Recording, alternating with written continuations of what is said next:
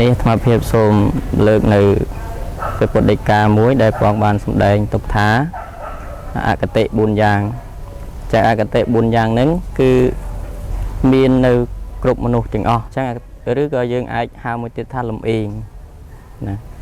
ចឹងអកតេទាំង4ហ្នឹងគឺទី1ឆន្ទាកតេលំអេងព្រោះស្រឡាញ់មានន័យថាបើសិនជាបុគ្គលម្នាក់ស្រឡាញ់បុគ្គលម្នាក់ដែលគិតពេញចិត្តស្រឡាញ់ទោះបីជាបុគ្គលនោះទៅប្រព្រឹត្តមិនល្អខុសតិចតួចក៏គិតមិនយកទោសបើន័យថាទោះបីជាបុគ្គលនោះទៅធ្វើខុសយ៉ាងណាខុសបែបបត់យ៉ាងណាក៏គិតអត់លើកទោសដែរនេះកំហុសនេះគឺមកពីការស្រឡាញ់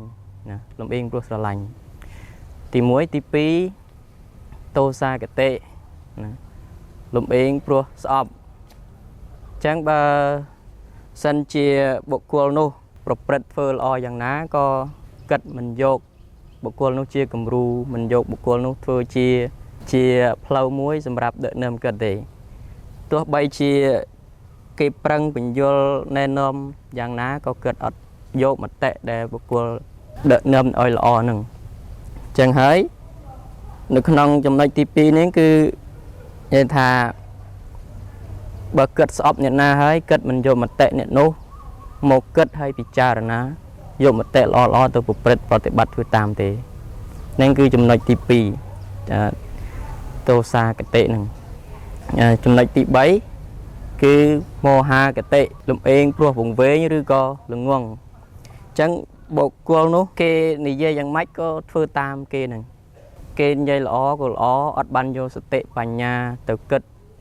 ថាធ្វើបែបនេះល្អតែធ្វើបែបនេះអាក្រក់ចឹងហើយគេនិយាយបែបណាក៏ធ្វើបែបនោះគេនិយាយទៅឆ្វេងគេនិយាយទៅស្ដាំចឹងហើយនៅក្នុងចំណុចទី3នេះមហាកតេហ្នឹងពងលំអេងព្រោះល្ងងបែរថាអត់ចេះដឹងអីទេគេធ្វើមិនក៏ធ្វើតាមគេហើយអត់បានគិតពិចារណាថាតើចំណុចទាំងអស់ហ្នឹងគួរប្រព្រឹត្តបែបណាគួរធ្វើយ៉ាងណាដើម្បីឲ្យរីកចម្រើនទៅមុខហ្នឹងចំណុចទី3ទី4គឺភេយកតេបានន័យថា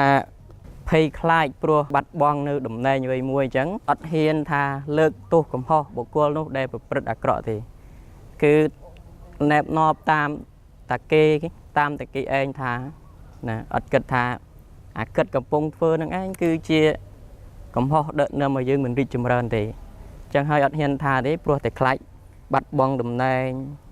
កាត់ក្តីមិនត្រឹមត្រូវអីជាដើមហ្នឹងគឺចំណុចទី4អញ្ចឹងអាត្មាសរុបមកវិញថាអកតេទាំង4ហ្នឹងគឺទី1ឆន្ទាកតេលំអេងព្រោះស្រឡាញ់ទី2តោសាកតេលំអេងព្រោះស្អប់ទី3មោហាកតេលំអេងព្រោះល្ងងទី4គឺភេយកតេលំអេងព្រោះភ័យខ្លាចអញ្ចឹងនៅក្នុងចំណុចទាំង4ហ្នឹងបើសិនជាយើងយកទៅប្រើប្រាស់ហើយមិនបានគិតទេវាអាចមានអន្តរាយដល់បច្ចុប្បន្នអន្តរាយបច្ចុប្បន្នគឺធ្វើឲ្យអ្នកដទៃគេស្អប់គេមិនស្រឡាញ់គេឃើញមុខគេដើរកិច្ចអញ្ចឹងគេមិនចង់រាប់អាននឹងសម្រាប់ទោសបច្ចុប្បន្នទោសបរលោកគឺយើងបានទៅកើតនៅក្នុងនរកជាដើមហ្នឹងទោសនៃការមិនលះបង់នៅអកតេទាំង4ហ្នឹងអញ្ចឹងនៅក្នុងប្រសងយើងនឹងចាត់ផ្ទាត់អីធ្វើអីមិនត្រឹមត្រូវស្មើទេក៏អាចត្រូវទោសដែរចាស់ដូច្នេះនៅក្នុងអកតេទាំង4នេះយើងគួរតែលះបង់ដើម្បីបាននៅ